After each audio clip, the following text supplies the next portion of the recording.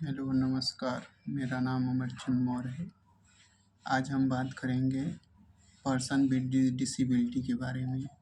PWD act के तहत 1995 में हमारे भारत सरकार द्वारा 21 प्रकार के लगभग बच्चों को विकलांगता की श्रेणी में रखा गया है।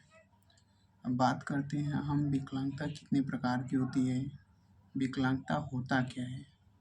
दरअसल बच्चों में एक ऐसी प्रकार की विकृति होती है जहाँ पर बच्चा किसी काम को करने में असमर्थ होता है। जैसे अलग अलग कामों के, जैसे हमारा पैर अगर टूट जाए तो हम किसी एक विशेष काम को किसी दौड़ में करने में असमर्थ हो जाते हैं। तो ये एक विकलांगता का सिस्टम है, ना कि हम किसी सभी कामों को करने में असमर्थ होते हैं। इसलिए विकलांगता के लिए हमारे समाज में जागरूकता ज़रूरी है और ऐसे बच्चे भी आगे अपने कार्य को सक्षम हो सकते हैं, पढ़ने में भी और अपने जीवन को यापन के लिए आगे बढ़ सकते हैं। उन्हें हमें अपने समाज में आगे बढ़ाने का प्रयास करना चाहिए।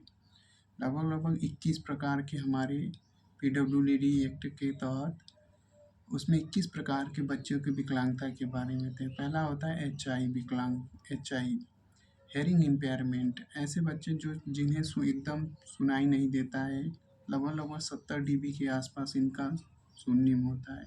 दूसरे आते हैं VI विजुअल इम्पेयरमेंट, दृष्टिहीन। इसमें भी 2 कैटेगरी होते हैं, एक अल्प दृष्टि, एक पूर्ण दृष्टि। मतलब जो ऐसे बच्चे जिन्हें एकदम ही दिखाई नहीं देता है, ऐसे बच्चों को हम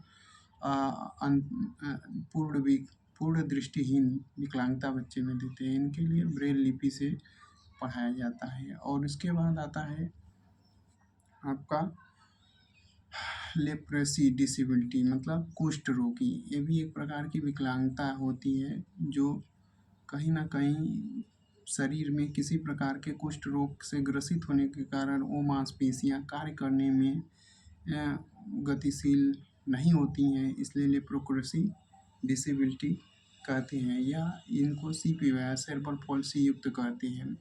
यह तंत्रिका तंत्र न्यूरॉन से रिलेटेड रहता है। और इसके बाद आता है आपका लोकोमोटर डिसेबिलिटी।